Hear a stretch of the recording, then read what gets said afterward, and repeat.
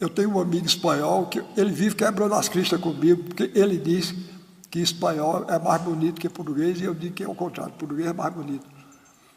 Aí ele disse para mim, português é espanhol sem ossos. Aí eu disse a ele, você deixa de conversa, que espanhol é uma língua que tem sílaba demais nas palavras e palavra demais nas frases. E repare se não é mesmo. Oh, repare, em português, manhã, em espanhol, manhã, não. Tem mais uma sílaba. Né? Desespero, desesperação. Aí eu disse para ele, eu zonando com ele, eu digo, veja, sabe como é aquele nomão, aquele vestido que as mulheres usam aqui, tomara que caia, né? Eu disse, em espanhol é Plaza Dios que venga abajo.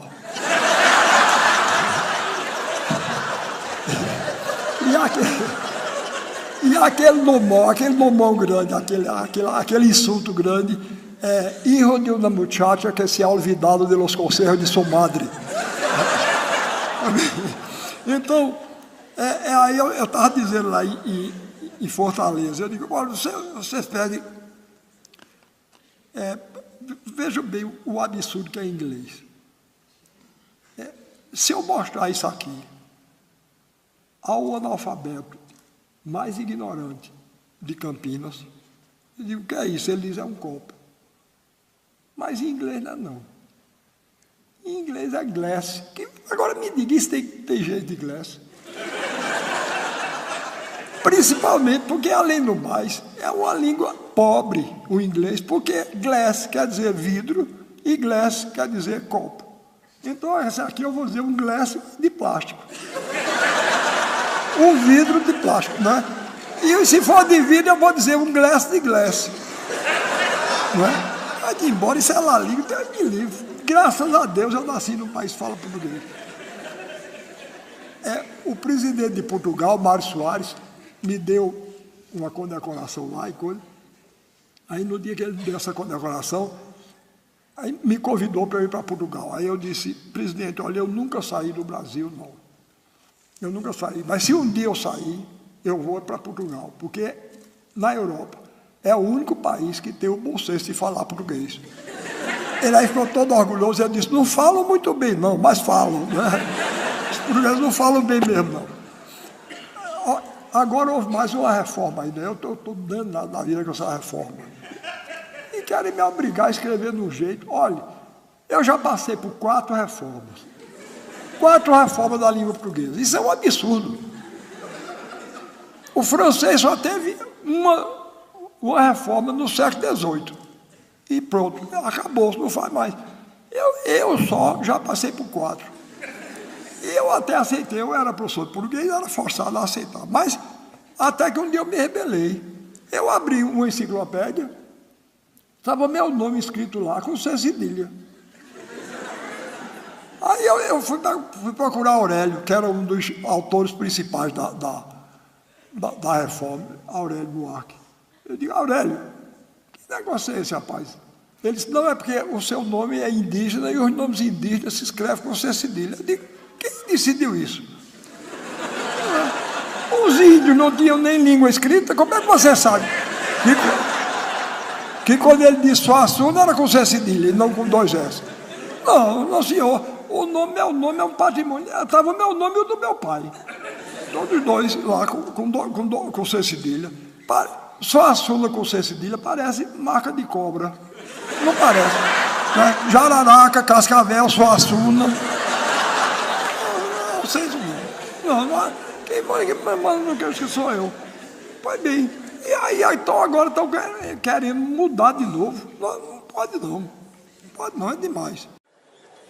Pode ver, eu estou ficando preocupado. Você desculpe minha maneira de falar. Eu estou ficando preocupado com as coisas que estão acontecendo assim no Brasil. Olha, quando eu tomei posse na Academia Brasileira de Letras, eu fui escolhido para a Academia Brasileira de Letras, e fui tomar posse, e fui convidado para jantar na casa de um casal rico do Rio de Janeiro. E eu fui com minha mulher, eu fui lá no dia seguinte ao da posse.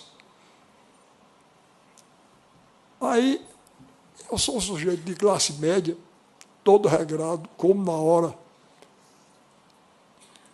E me esqueci que jantar de rico é tarde. Né? Aí, sempre quando eu sou convidado, eu como em casa e lá eu finjo que estou comendo. Mas nesse dia eu me esqueci, não sei porquê. Estava perturbado com a cerimônia de posse da academia, que é uma confusão dos diabos. Aí, cheguei lá e nada de sair o jantar. E começaram a passar salgadinho. Eu nunca fiz tanta falta de educação. Eu não tirava assim educadamente, eu tirava de punhado o salgadinho. Aí, de repente, o dono da casa disse: Ariano, você sabe que salgadinho é esse que você está comendo aí com tanto gosto? Eu não estava comendo com gosto, não. Eu estava comendo com falta de educação e fome. Aí eu disse: é cocatolé, que é um coco que tem lá no sertão. É cocatolé? Ele disse: não, isso é um salgadinho que foi desenvolvido pelos americanos nas Bahamas. Ele disse: pois tem gosto de cocatolé, mas cocatolé é melhor. Bom, finalmente saiu o bendito jantar. Aí, quando estava no meio do jantar, reparem como a mulher se dirigiu a mim. Ela disse assim: você, naturalmente, já foi à Disney, não é? Eu disse: já foi aonde?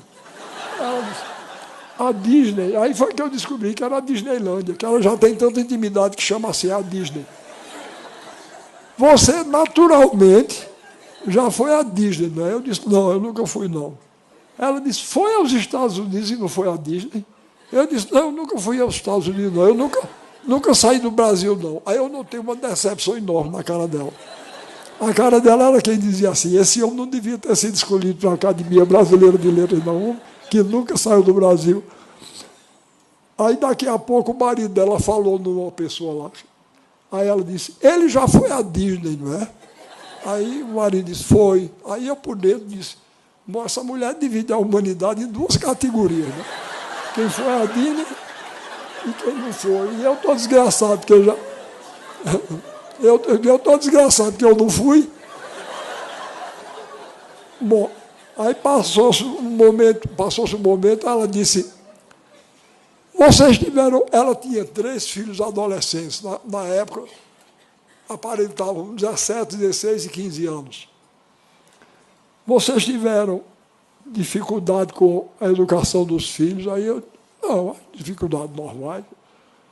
Ela disse: a gente também não. O problema da gente só é o seguinte: é que os professores dos nossos filhos não têm nível suficiente para conversar com eles. Eu disse: bom, é mãe de Rui Barbosa, Joaquim Nabuco e Castro Alves, né? Porque os professores não têm nível. Mas vocês vejam a minha inocência. Não era nível intelectual, não, que isso não interessa a ela, não. Era nível econômico. Aí ela disse para mim: outro dia o nosso caçula chegou aqui em casa arrasado, porque foi conversar com o professor dele sobre o nosso vídeo importado, São de Boris Volkönig. E o professor Ariano nunca, nem sequer, tinha visto um vídeo São de Boris Volkönig. Aí disse ela: agora me diga que respeito um estudante pode ter por um professor que nunca nem sequer viu um vídeo São de Boris Volkönig.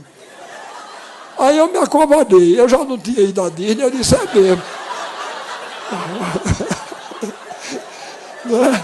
Além de não ir à Disney, não saber o que era um vídeo São de Boris Volkönig, era demais, eu disse: é mesmo.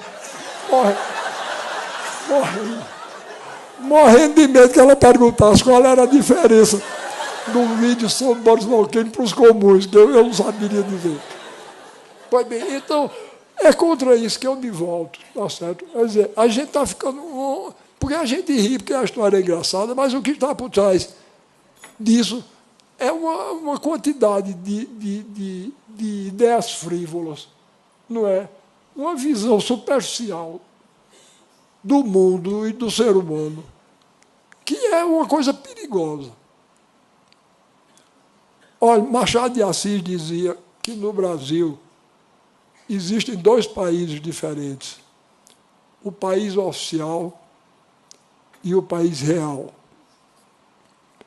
Eu interpreto, não sei se forçando um pouco o pensamento de Machado, eu acho que o país oficial é o nosso, é o dos privilegiados.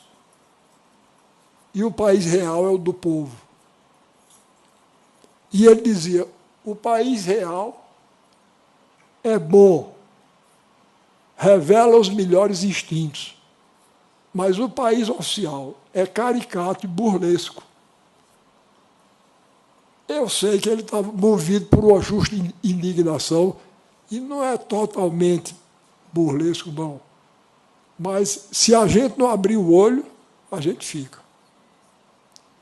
Se a gente não tomar cuidado, se a gente não levar em conta a verdade do Brasil real, a gente vai terminar como essa mulher. Vai ficar do lado da Disney e do vídeo só de Boris Volcanic. Eu não sei se isso acontece com vocês. Eu não vou na casa de ninguém, convencer ninguém a fazer coisa nenhuma. Mas na minha casa, de vez em quando, baixa uma pessoa para me dizer o que é que eu devo gostar, o que é que eu devo fazer, o que é que eu devo ler. Olha, eu não sei o que é isso, não. Que é o que falta de sorte. Uma vez, vocês não vão acreditar, uma mulher foi na minha casa e disse assim, eu vim hoje aqui lhe dizer um bocado de coisa que você não vai gostar. Eu disse, então não diga. Não custa nada. Você já sabe que eu não vou gostar. A primeira coisa que ela disse foi o seguinte, ela disse, você nasceu no mês de junho, não foi? Eu disse, foi. Ela disse, em que dia? Eu disse, 16. Ela disse, signo de Gêmeos. Você sabe que todo mundo que nasce no signo de Gêmeos tem duas caras. Ela me acusou de falsidade. Rapaz, que moça bem educada. Aí eu disse, e você acha que se eu tivesse duas caras eu usava essa?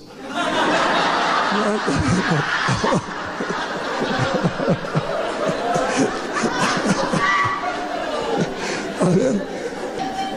Pois bem, então vai muita gente na minha casa me converter. E tem uns adeptos, porque o avionismo, hoje eu chamo assim, porque está se tornando uma verdadeira fé.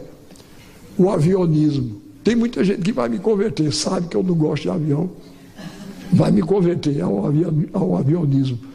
Um dia eu ia fazer uma viagem do Recife para Salvador e eu ia de carro. Aí lá foi um adepto do avionismo, foi lá na minha casa, mas eu soube, repare, que inconveniente, ele tem nada com isso, né? Eu soube que você vai daqui para a Bahia, de carro, e eu vou. Você sabe que hoje, estatisticamente está provado, que dá mais desastre de carro do que... Repare que me agorando, não é? Dá mais desastre de carro do que de avião. Eu disse, olha, eu vou dizer uma coisa a você. De Israel, primeiro-ministro inglês, da Rainha Vitória, de Israel foi um dos homens mais inteligentes da época dele. E ele dizia que tem 3 tipos de mentira. A mentira comum, a mentira deslavada e a estatística. Eu disse que era a mais grave de todas, né? Aí eu digo, você começa com enrolada. Eu quero saber o seguinte, estatisticamente está certo, pode dar mais desastre de carro do que de avião. Eu quero saber o seguinte, pegue 50 desastres de avião e 50 de carro e veja quem foi que teve mais sobrevivente. Não é? É isso aí, o que eu quero ver é isso aí. O negócio de se estatisticamente dá mais, eu quero lá saber disso. Pois bem, aí ele aí não ficou satisfeito, não. Disse, mas rapaz, você vai aí num carro nessas estradas, o carro cai num buraco, você é capaz de morrer. Aí eu disse, pior é avião, para onde ele vai o buraco acompanha.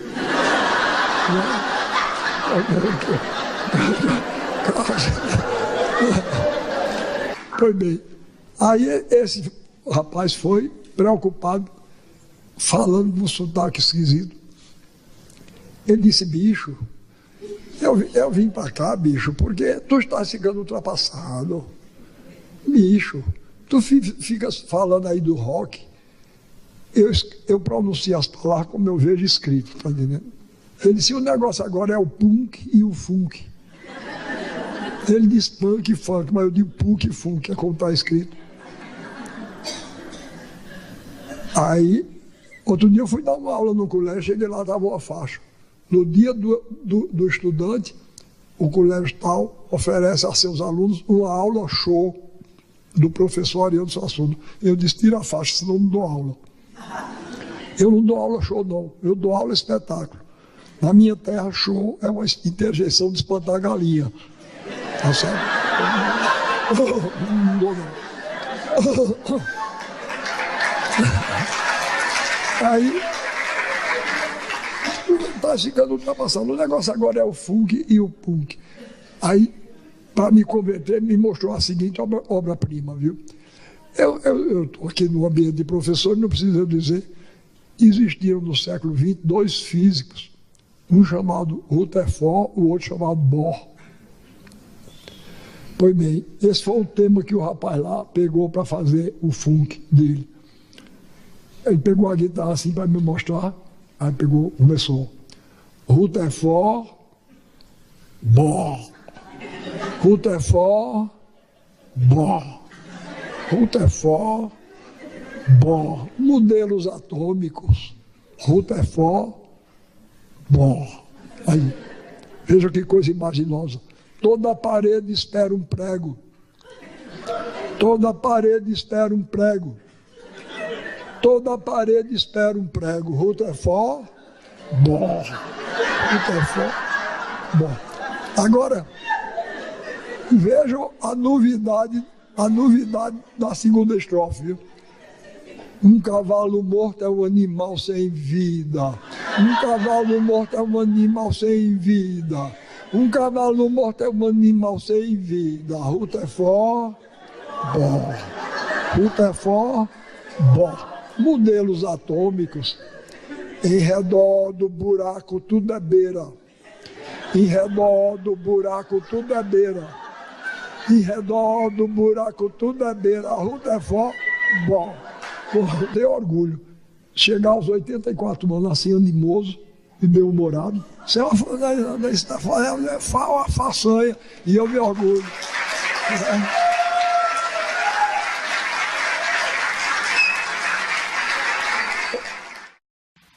Eu já fiz muita coisa nessa vida. Até advogado eu já fui. Olha, que me perdoe se tiver aqui alguém que é advogado ou que tem vocação para direito. Não leve a mal o que eu vou dizer, não. Eu estou falando do problema pessoal. No meu tempo, não havia essas opções que tem hoje, não. No meu tempo só tinha 3 opções: medicina, direito e engenharia. Quem era bom em conta de somar ia ser engenheiro. Não é o meu caso. Eu faço uma conta de somar 4 vezes, dá 4 resultados errados. Cada um diferente do outro. Bom, quem gostava de abrir barriga de lagartixa de manhã ia ser médico. Não gosto. E quem não dava para nada ia fazer direito. Meu caso. Bom, aí, resultado, eu não dava para nada, mas não me leve a mal. Os que aqui, porque tem gente que estuda direito por vocação, e é uma bela vocação, mas eu não dava para aquilo, não.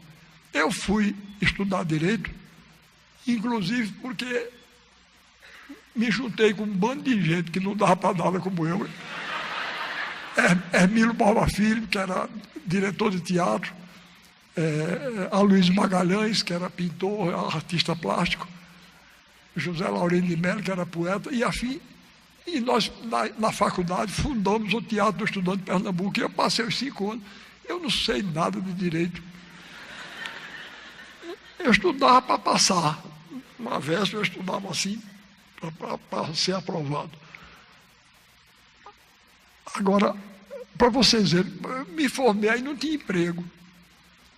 Aí tinha um grande advogado lá, de Pernambuco, chamado Murilo Guimarães, e ele me chamou para trabalhar no escritório dele.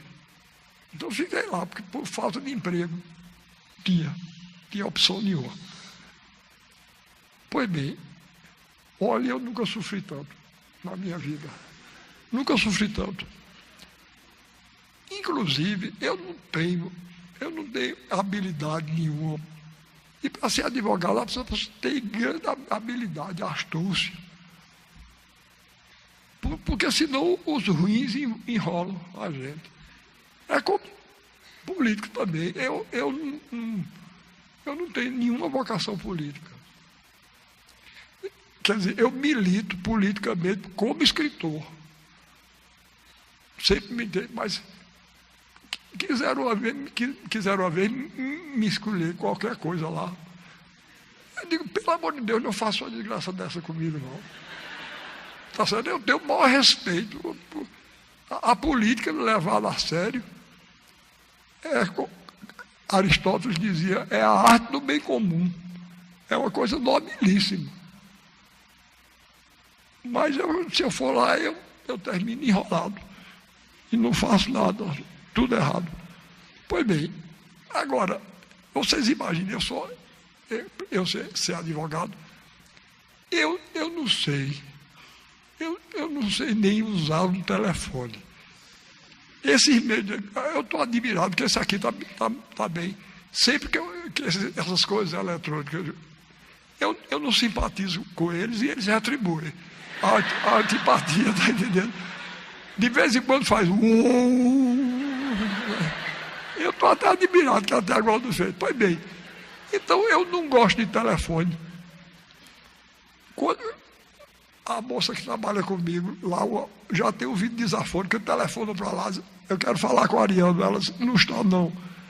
Então qual é o número do celular dele? Ela disse, ele não tem celular não. Houve o maior desaforo, que ninguém acredita. Eu quero lá negócio com o celular, um negócio que escraviza a gente. Eu não gosto de telefone nem convencional, quanto mais aquela desgraça do celular. E uma coisa mal assombrada, não é? A pessoa falando com a gente, sem a gente estar vendo a pessoa. Não gosto não. Pois bem, e telefonema para mim tem que ser no estilo tradicional. Tem que dizer tudo. Tem que dizer alô, quem fala. Se não disser isso, eu me atrapalho todo. Pois bem, um dia eu estava no escritório do Dr. Murilo Guimarães, desse advogado. Eu estava sozinho lá perto do telefone. Aí tocou o telefone, eu atendi. Em vez do homem dizer alô, quem fala, o homem disse logo, quem fala? Eu disse, Ariano Suassuna. Ele disse, desculpe, não é para ir não.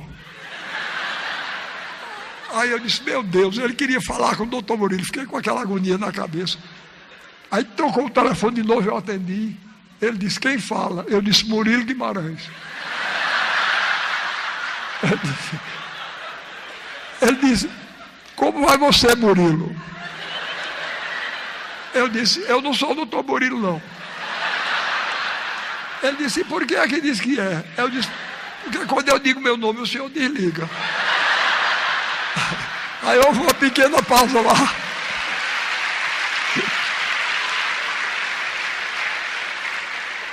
Aí houve uma pequena pausa lá, porque o próprio homem já estava ficando confuso. Aí ele disse, vai chamar Murilo. Eu disse, doutor Murilo não está não. Ele disse, e ele demora? Eu disse, eu acho que demora. Ele foi para a Europa. Ele disse, e por que o senhor não disse logo? Eu disse, porque o senhor não perguntou. Ele disse, e tem algum auxiliar dele aí? Eu disse, tem senhor. Ele disse, quem é? Eu disse, Ariano Suassuna. Ele disse, o senhor não sabe nem atender o telefone. o senhor deixa esse negócio, o senhor não dá para isso não. Aí eu deixei. Quando o doutor Murilo chegou, eu digo, doutor Murilo, eu não vou deixar isso, eu não dou para isso não. Olha, não sou eu que digo não, Cervantes, que falava espanhol, como vocês sabem, ele dizia que o português é a língua mais sonora e musical do mundo. E é mesmo. Que coisa linda é a língua portuguesa. É o meu material de trabalho. Eu tenho um orgulho danado da língua portuguesa. Eu estou ficando preocupado. Porque não é somente, olha, na minha terra.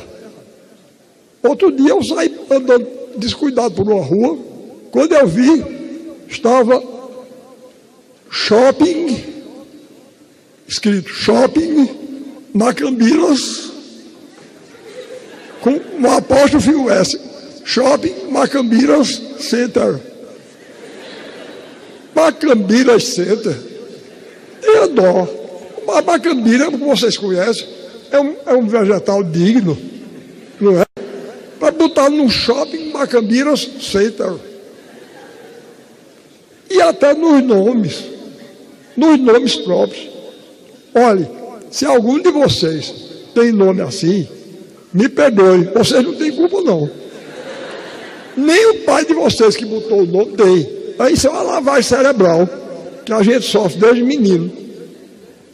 Convence a gente que Manuel é o nome de segunda ordem e Wellington é de primeira. Não é? Pois bem, outro dia eu estava na Universidade Federal de Pernambuco e depois da aula os estudantes começaram a me pedir para tirar retrato, né? E dar autógrafo, essas coisas que a juventude gosta de fazer. Aí chegou uma moça junto de mim, eu disse, minha filha, como é seu nome? Ela disse, Ruedia. Eu disse, como é que se escreve? Ela disse, W-H-E-Y-D-J-A. Pois não, para Ruedia, de lá. Atrás de Ruedia, outra. Eu disse, como é seu nome? Ela disse, Ruemita. Eu disse, como é que se escreve? Ela disse, W-H-E-M-Y-T-T-A. Eu disse, você é irmã de Ruedia? Ela disse, como foi que você adivinhou? Como foi que... É claro que tinha que ser. Mas o melhor de tudo foi que atrás de Ruemita e Ruedia tinha um rapaz que parece que ouviu minha conversa com as duas e deve ter pensado, esse homem é analfabeto. Porque quando chegou a vez dele, eu disse, como é seu nome? Ele disse, Hugo, H-U-G-O. Soletrou também.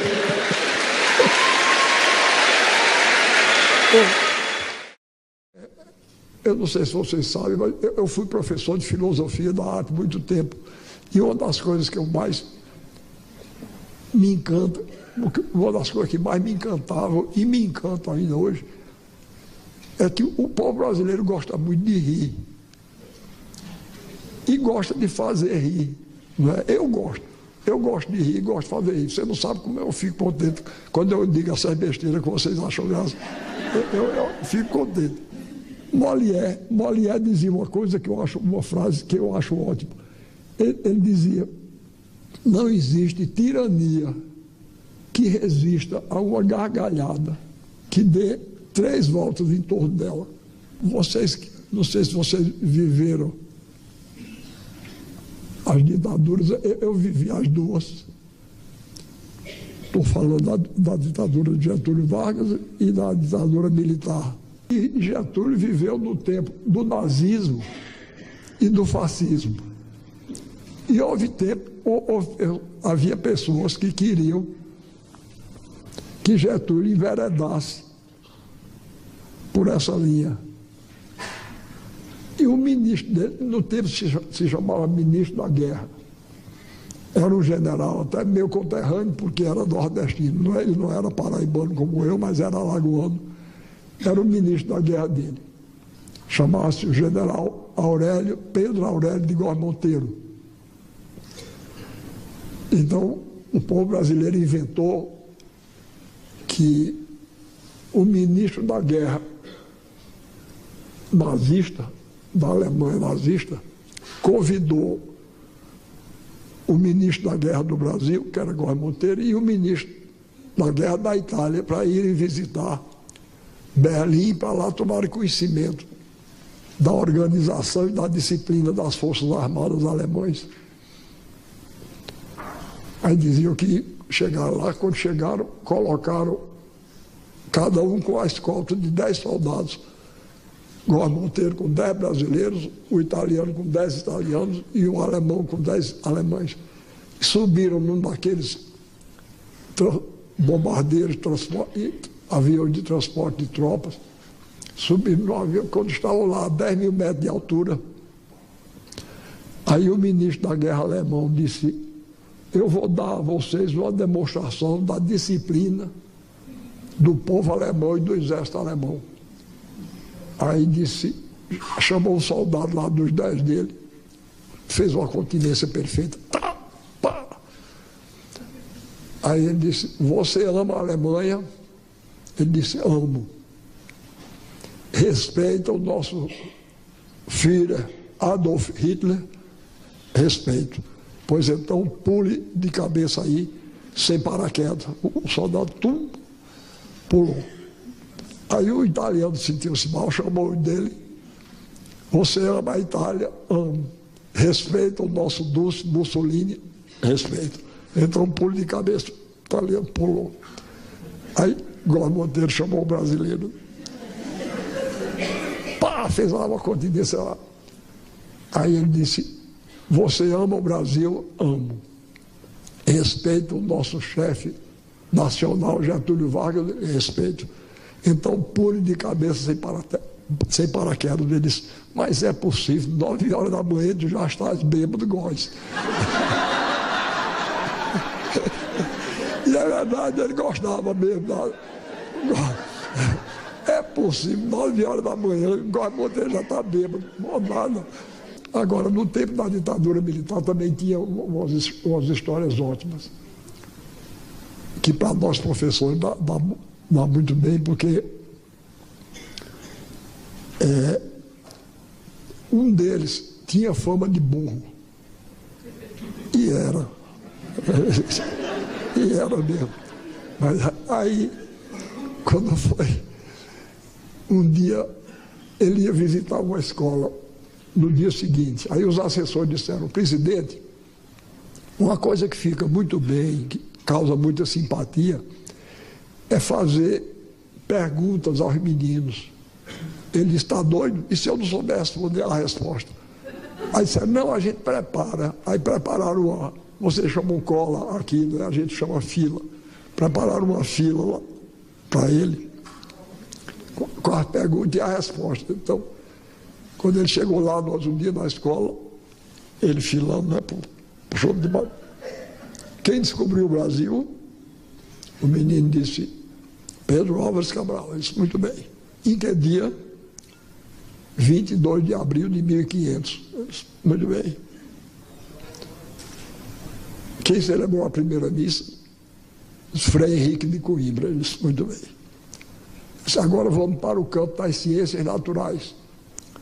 A quantos graus ferve a água? O menino disse: 100 graus. Ele disse: não, senhor, 90 graus. Aí o menino disse: 100 graus. Ele disse: 90 graus. Aí a professora, coitada, morrendo de medo, disse: presidente, o senhor me desculpe, mas a água realmente ferve a 100 graus. Ele aí olhou e disse: ah, é mesmo. Quem ferve a 90 graus é o ângulo reto.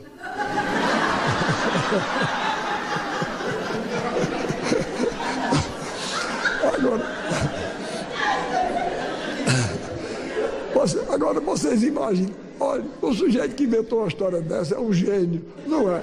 É um gênio. Agora eu fico admirado, porque essas histórias correm o Brasil, da Amazônia ao Rio Grande, e ninguém descobre quem é o gênio, não é?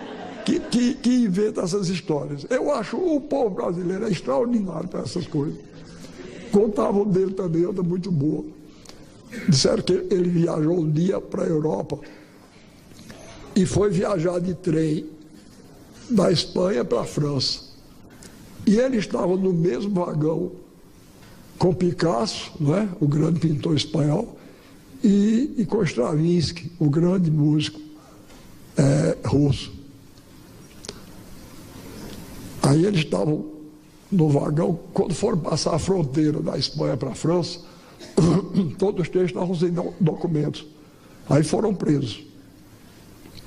Aí Picasso disse, olha, não me prendam não, porque eu sou o pintor Picasso. Você não prove. Picasso disse, me deu aí uma folha de papel e uma caneta, né? Ele aí desenhou uma tourada assim rapidamente.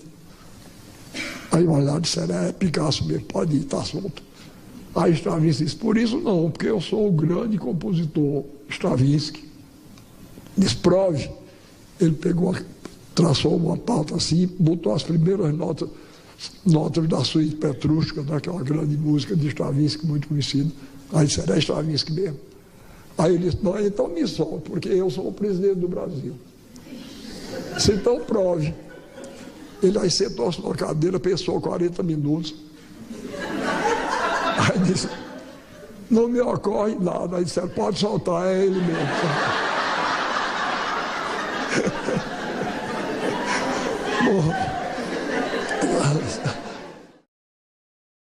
A estreia do Alto da Compadecida no Rio de Janeiro, essa me deu uma sensação de alegria muito grande. Foi. Porque, pelo seguinte, veja bem, eu era totalmente desconhecido.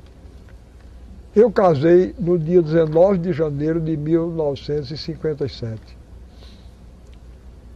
No dia 22, eu viajei para o Rio, porque o Alto da Compadecida, o espetáculo daqui estava sendo levado para participar de um festival no Rio de Janeiro, promovido por Dulcina, a grande atriz brasileira, e era um festival nacional.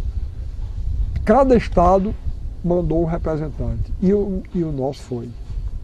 Foi no Teatro Dulcina, lá no Rio, na Cinelândia. Pois bem, o festival começou no dia 22, a peça foi vaiada. No dia 23, a peça foi vaiada. No dia 24, a peça foi vaiada. No dia 25 era eu. Aí eu entrei apavorado no teatro. Eu digo, agora chegar eu aqui com essa peça, com o Padre Cício, cachorro enterrado em latim. Minha Nossa Senhora, pois bem, eu vou lhe dizer, correndo o risco de desmentir que não sou vaidoso, eu vou lhe dizer uma coisa, eu nunca vi uma coisa daquela no dia da estreia. Inclusive porque a maior parte da plateia era interessada em torcer contra, porque eram participantes. Das outras festas? Sim, mas o povo, tinha um camarada Júnior em mim que não se contentava em aplaudir não. Ele subia na cadeira e batia com os pés na cadeira. Eu nunca vi uma coisa daquela não. Logo no primeiro ato, quando terminou o primeiro ato, os críticos que estavam lá e que iam ser os julgadores, correram para mim e disseram, como é que vai ser a da agora? Porque termina a primeira parte, morre todo mundo, né? Todo mundo é fuzilado. Aí eles disseram, nós estamos apavorados, como é que você... Daí do terceiro ato, aí eu disse para eles, olha, eu assumo a responsabilidade, eu só estava com medo do primeiro e do segundo ato. Desse agora eu assumo a responsabilidade. Pois bem, aí eles fizeram outra coisa que foi curiosa, é porque eles não podiam nem se pronunciar, porque eles eram os julgadores, eram os críticos de teatro que iam escolher o melhor espetáculo. Eles, na primeira noite, que cada grupo apresentava uma noite, eles então fizeram um pré-julgamento, que chegaram com um abaixo-assinado pedindo à Dulcina que, acabado o festival, cedesse o teatro para passar mais uma semana o Alto da Compadecida. E que realmente, aí ganhou a medalha. Pronto, agora ganhou a medalha, mas eu lhe digo com franqueza que a mim me causou mais alegria a reação do público do que a medalha de ouro que a gente ganhou. Eu tive a surpresa, quando eu estava escrevendo o Alto da Compadecida, Eu fui visitado por um desses que querem me converter. Fui visitado, ele chegou e disse, eu ouvi falar que você estava fazendo uma peça de teatro. Eu digo, estou. Ele disse, e como é? Eu digo, não, é o seguinte, eu me baseei, eu peguei 3 folhetos da literatura de cordel. O primeiro chamado O Enterro do Cachorro. O segundo, O Cavalo que Defecava Dinheiro. E o terceiro, O Castigo da Soberba. E me baseei neles para fazer uma peça. Ele disse, e a ação se passa aonde? Eu disse, no sertão da Paraíba. Ele disse, tem seca? Eu disse, tem. Tem cangaceiro? Eu disse, tem. Ele disse, rapaz, ninguém aguenta mais isso, não. Eu disse, tá azar meu, né? Ele não, se não aguentar, é um assunto que está me interessando, é esse aí. Eu faço uma peça. Ele disse, pois e disse, como é o nome dos personagens principais? Eu disse, Chicó e João Grilo. Ele disse, e como é que vão traduzir isso? Eu disse, eu sei lá, rapaz. Não é. Eu digo, olha, eu sou escritor brasileiro, eu escrevo para o meu país, para o meu povo. Se os outros gostarem, eu acho ótimo. Mas eu escrevo para o meu... Ele disse, pois eu só coloco o nome, ele era dramaturgo também. Eu só coloco o nome nos meus personagens que possa se traduzir. Eu gosto muito do nome Martim, porque pode ser, na França pode ser Martin, e nos Estados Unidos, Martin. Coitado, rapaz, com essa preocupação, nunca ligaram para ele, nunca lhe traduziram. Ele podia ter botado o nome que ele quisesse, que ele não traduziu de jeito nenhum. E não é que traduziram. Na França, João Grilo chama-se Jean Griot. E nos Estados Unidos, John Cricket. Horrível, né? Eu acho péssimo. Eu não gosto muito de palavrão. Tá certo? Porque eu acho vulgar. E acho mesmo sem graça. Uma vez eu fui ao espetáculo de um ator cômico lá no Recife. E até a metade do espetáculo eu não dei uma risada, porque ele só fazia dizer palavrão. E não tinha novidade nenhuma para mim, eu conhecia todos. Eu conheço até mais do que ele, porque eu sou de origem rural e de formação urbana. Ele só conhecia os palavrões da cidade, eu conheço os da cidade e do campo. Quem quiser saber de palavrão, vem falar comigo que eu conheço tudo. Pois bem, então,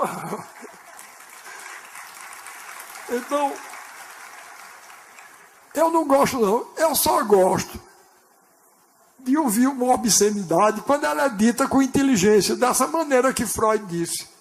Quando ela é dita colocando a obscenidade por baixo de palavras de aparência inocente.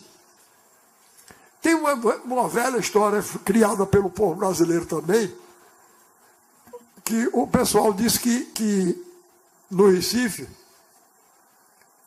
vinha um frade capuchinho. Sabe qual é o frade? Aquele que tem barba, não é? O frade capuchinho. Vinha um frade daquele e tomou um táxi no Recife. Ele sentou-se ao lado do motorista. E o motorista era desse motorista de táxi louco, naquele trânsito doido. Encheu o pé. Aí começou a fazer loucura. Aí o padre arrastou o rosário e começou a rezar com medo, não é o frade. Aí de repente o motorista foi cruzar, foi ultrapassar um carro. Vinha um ônibus pelo outro lado. Para não bater no ônibus, ele virou assim. Aí bateu com o táxi num pé de figo Benjamin. Pá, bateu, quebrou a vidraça toda. O padre meteu a cabeça na vidraça, quebrou a vidraça com a cabeça, cortou-se todo no vidro. Aí quando o táxi parou assim, aí ele puxou o lenço, o frade, botou assim para segurar o sangue. Aí disse: ó, meu filho, seu pai e sua mãe são vivos. Aí o motorista disse, só, ele disse, você quer me apresentar os dois para eu fazer o casamento deles? Entenderam? Ele chamou o homem pelo palavrão que ele estava dizendo, mas que ele estava querendo, mas não pronunciou o palavrão, né?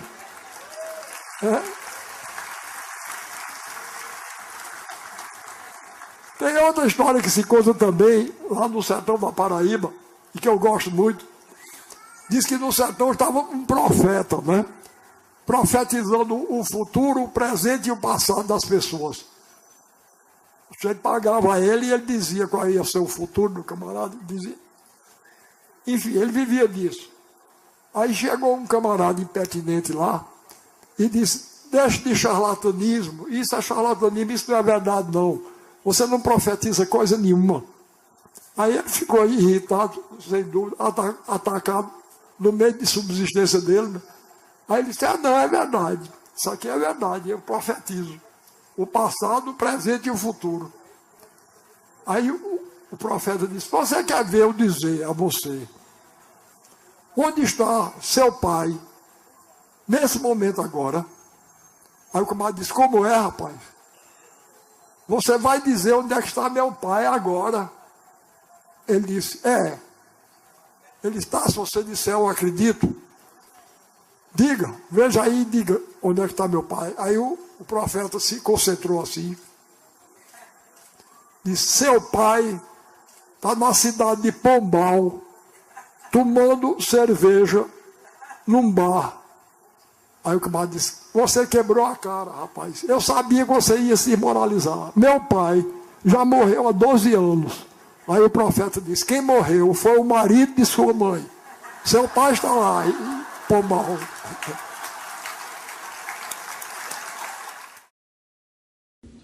No ano de 1981, eu li um artigo de Gandhi, o grande líder indiano.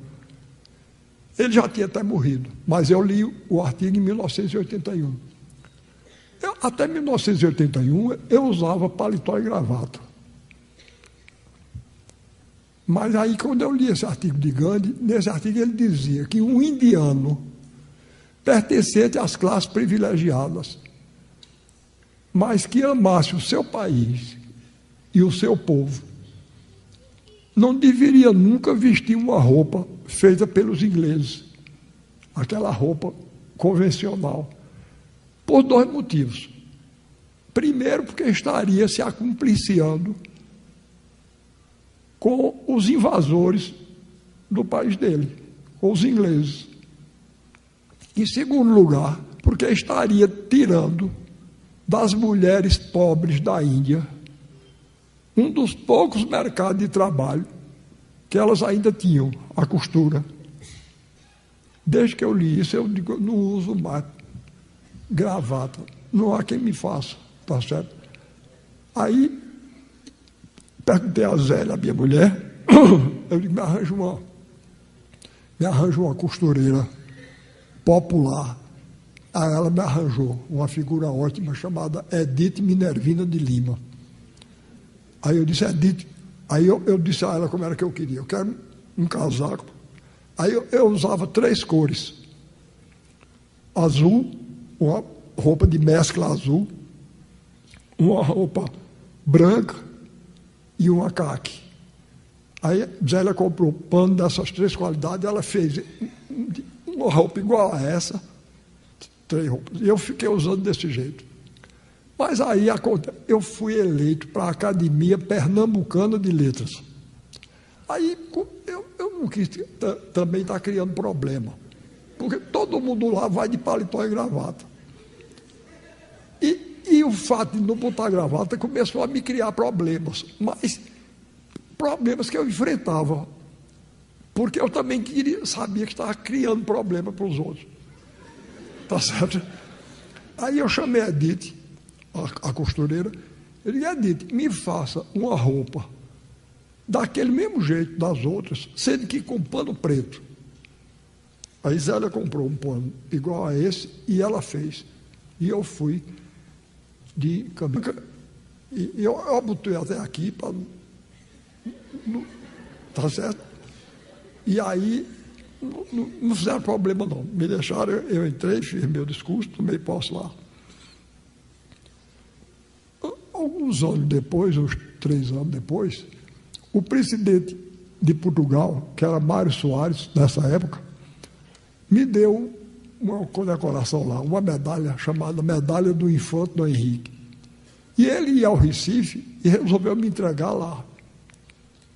Aí, na cerimônia, eu recebi o convite para ir para essa cerimônia, onde ele ia me entregar a medalha. E embaixo tinha escrito, traje, esporte fino. Eu digo, meu Deus, o que diabo é esporte fino? Eu não sou muito esfareado dessas coisas. Aí eu imaginei o seguinte, eu digo, eu vou com a camisa, o casaco preto da academia, que vai ser responsável pela finura. Não é? E o meu time lá em Pernambuco é um esporte.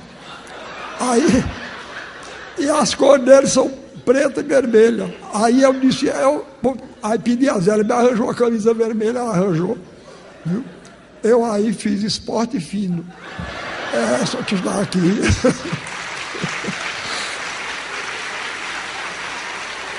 Então, eu coloco, além de me disfarçar de Ariano Suassuna, eu coloco também para homenagear. Quando eu estou achando que o público é um público distinto, fino, eu boto o esporte fino, vi hoje de esporte fino, para homenagear vocês.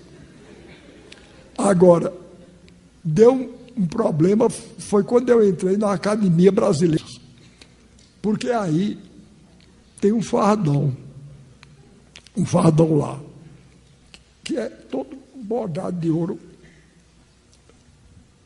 Aí, quando eu estava, faltava 1 mês ou 2 para a minha posse, me telefonou uma figura, se ele já morreu, me perdoe, que eu não gosto, mas uma figura desagradável, falando no sotaque, desagradável, me telefonou lá para o Recife.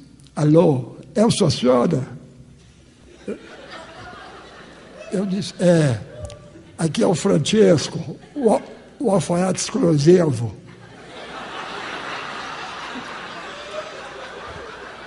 Da academia. E eu estou te telefonando para tu me mandar as tuas medidas, porque eu vou querer eu vou ter que fazer o teu fardão. Está falando aí, o meu, quem vai fazer é Edith. Tá certo? Eu gosto muito de história de doido. Eu não sei se é por identificação, mas eu gosto muito. Eu gosto muito. Eu tenho um primo, Saul. Uma vez ele disse para mim, Ariano, na família da gente, quem não é doido, junta pedra para os doidos jogarem no povo.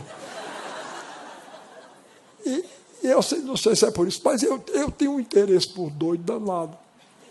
Porque eles veem as coisas de um ponto de vista original, não é?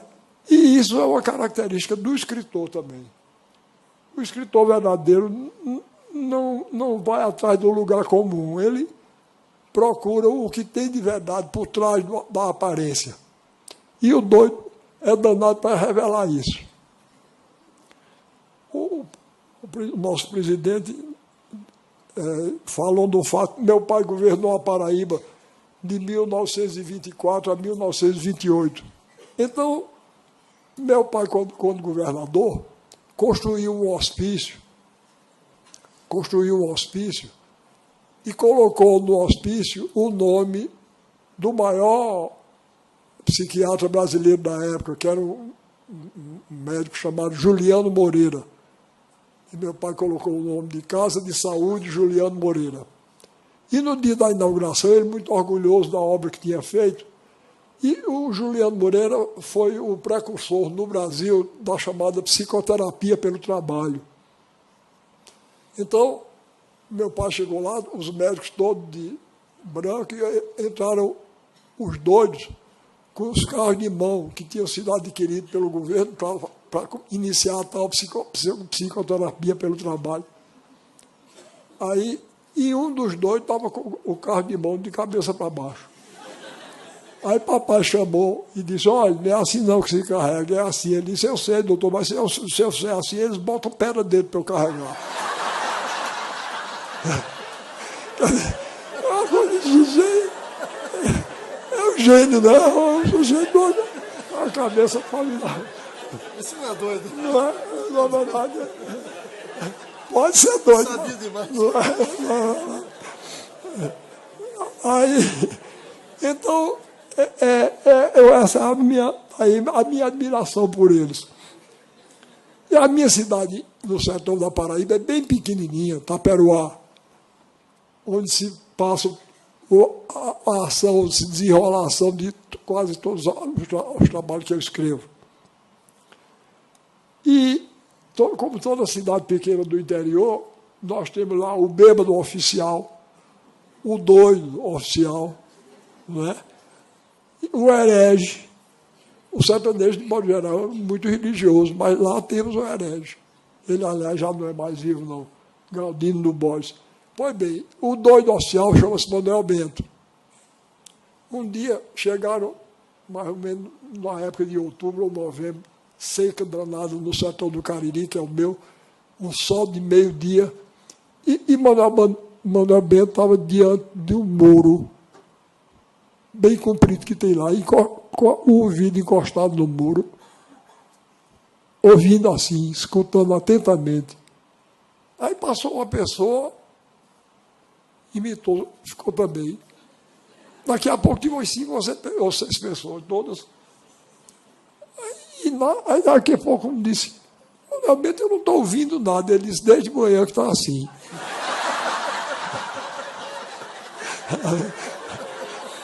Bom, uma vez eu dando aula em São Paulo, eu disse, tinha mais, perto de, segundo me disseram, tinha uns 2.000 estudantes. Eu dando aula lá, aí eu falei na importância. Eu disse, a Universidade Brasileira ensina de costas para o país e para o povo. Aí eu disse, eu vou provar, eu estou dizendo isso e vou provar. Aí eu disse, olha aqui, o maior filósofo, eu dizendo lá para os estudantes, né? O maior filósofo alemão do século XVIII era Kant, Immanuel Kant. Quem já ouviu falar dele? Eu perguntei lá, né? Quem já ouviu falar? Eu disse, não precisa ter lido no livro dele, não. Eu quero saber quem já ouviu falar.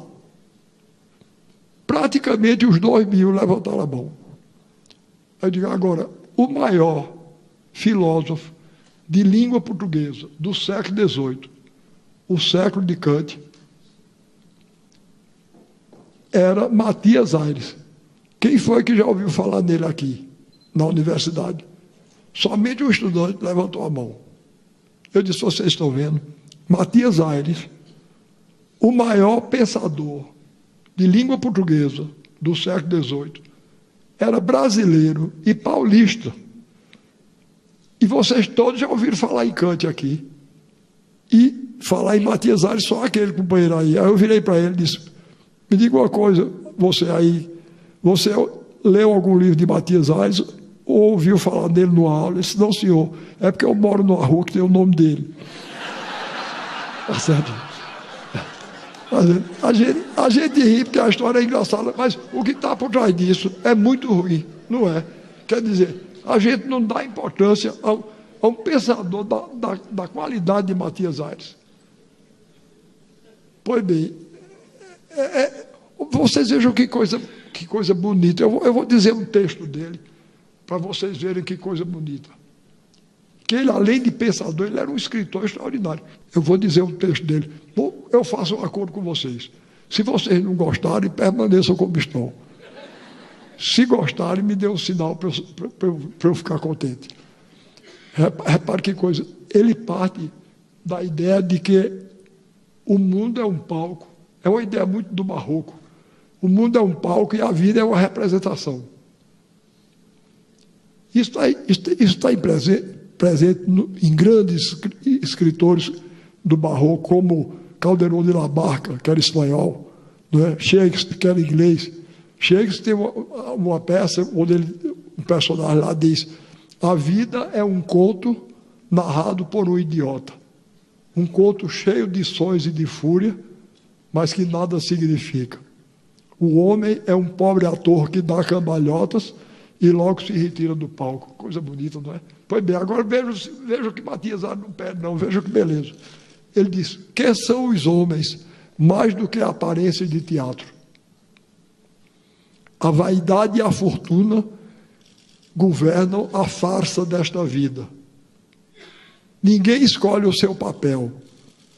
Cada um recebe o que lhe dão. Aquele que sai sem Fausto nem cortejo, e que logo no rosto indica que é sujeito à dor, à aflição, à miséria, esse é o que representa o papel de homem. A morte, que está de sentinela, numa das mãos segura o relógio do tempo, no outro a foice fatal. E com esta, de um só golpe certeiro e inevitável, dá fim à tragédia, fecha a cortina e desaparece. Tá bom? O Dia de Reis, que é comemorado, é celebrado em janeiro, para mim é um dia muito importante. Não só pela beleza da visita dos Reis Magos ao Cristo, que acabaram de nascer, mas por um motivo pessoal particular. Uma amiga que eu tenho, uma grande amiga minha, que é jornalista, uma vez me perguntou qual tinha sido o dia mais importante da minha vida. E eu disse que não teria dúvida de escolher 6 de janeiro de 1948, porque foi nessa data que eu, com alguns meses de namoro com a minha atual mulher, Zélia, eu pedi Zélia em casamento a ela. E ela concordou. E esse foi o dia que praticamente mudou minha vida toda. Inclusive, eu que vivia com a tendência para a tragédia, todas as minhas peças anteriores a Zélia são peças trágicas. E Zélia foi quem, como eu repeti outro dia, a ela própria, numa dedicatória que fiz, ela foi quem permitiu a irrupção em minha vida do galope do sonho e do riso a cavalo. Eu tive a impressão que meu coração e meu sangue se desataram, se abriram para o mundo, e inclusive para a alegria do mundo. A minha mulher que está ali, houve um caso curioso com ela. Quando o povo me chamava de feio, ela que... A sorte dos homens como eu é que a mulher bonita, às vezes, tem um mau gosto desgraçado. Não é o caso dela. Vocês acreditam que aquele esplendor que ali está, ela se encantou comigo antes de eu me encantar com ela. A primeira vez que ela me viu, eu não dei nem cartaz. Repare que atrevimento. Ela encantada para meu lado, e eu não dei nem bola, não dei a menor importância. É porque ela era muito pequena. Ela tinha 13 anos nesse tempo. E eu já tinha 17. Aí eu nem olhei para ela. E ela disse que toda encantada para mim foi no cinema que a gente se encontrou. 4 anos depois, aí ela já estava com 16 anos. Olhe, vocês não podem imaginar que beleza. Aí eu vinha numa rua que tem lá no Recife, chamada Rua Nova. Quando eu olhei, a rua estava toda iluminada. Era ela, com esses olhos agateados dela, estava iluminando a rua toda. Aí eu fiquei encantado. Eu cheguei em casa, eu disse à minha irmã Germana, eu disse: hoje, na Rua Nova, uma galeguinha maravilhosa, linda, olhou para mim com cara de alma que está pedindo reza.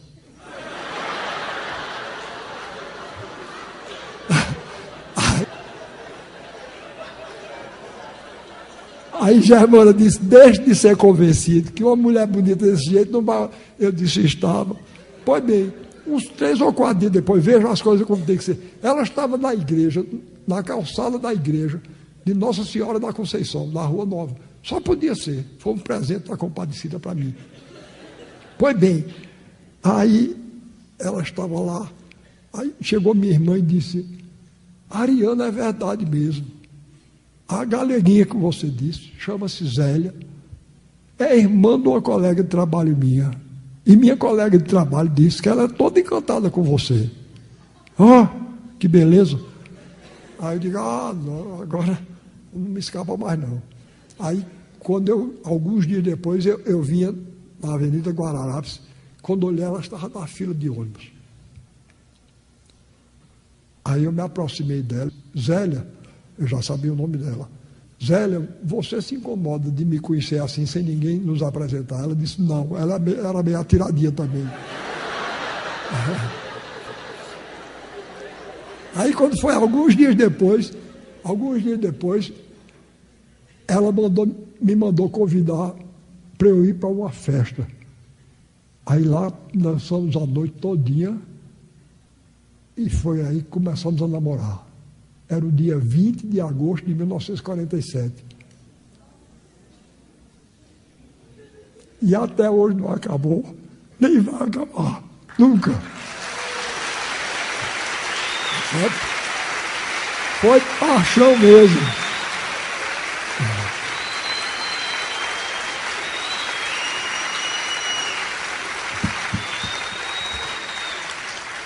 A velhice não pôde, nem a morte vai poder.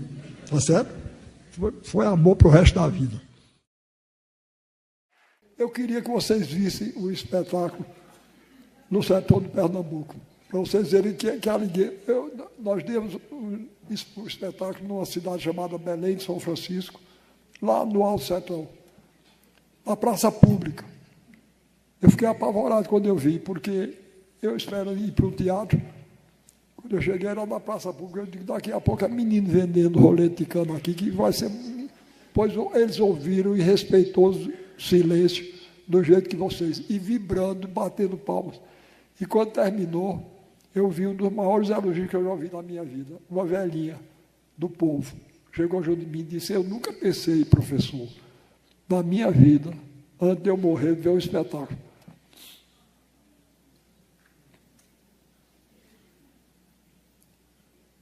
Eu sou muito mole.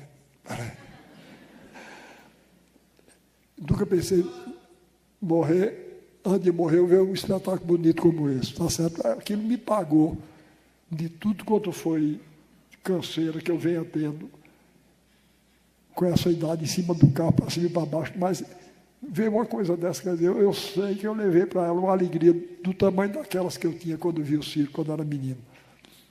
E levando uma arte de qualidade que o nosso povo merece. Agora, às vezes, porque eu faço essa valorização, o pessoal pensa que eu tenho hostilidade às culturas de outros países. Não tenho hostilidade, não. Nenhuma. Eu seria até um ingrato se eu tivesse essa hostilidade. Porque eu devo muito a Cervantes e Calderón, que eram espanhóis, a Molière, que era francês, a Dostoiévski, Gogol e Tolstói, que eram russos. Não é? Não devo nada. Agora, querer que eu, só para não ser considerado arcaico, eu gosto de Lady Gaga. Nesse aí, nenhum americano de bom gosto, se é que tem, nenhum americano de bom gosto gosta.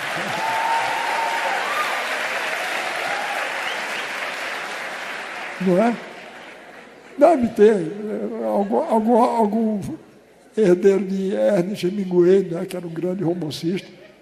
Não tem, não. Contra a cultura americana, de verdade, eu não tenho, não. Como não tenho contra nenhum país. Agora, eu quero afirmar a nossa. Porque aí, qualquer coisa que nos venha de fora, em vez de ser uma influência que nos esmaga, que nos corrompe, que nos descaracteriza, passa a ser uma incorporação que nos enriquece. Sabe?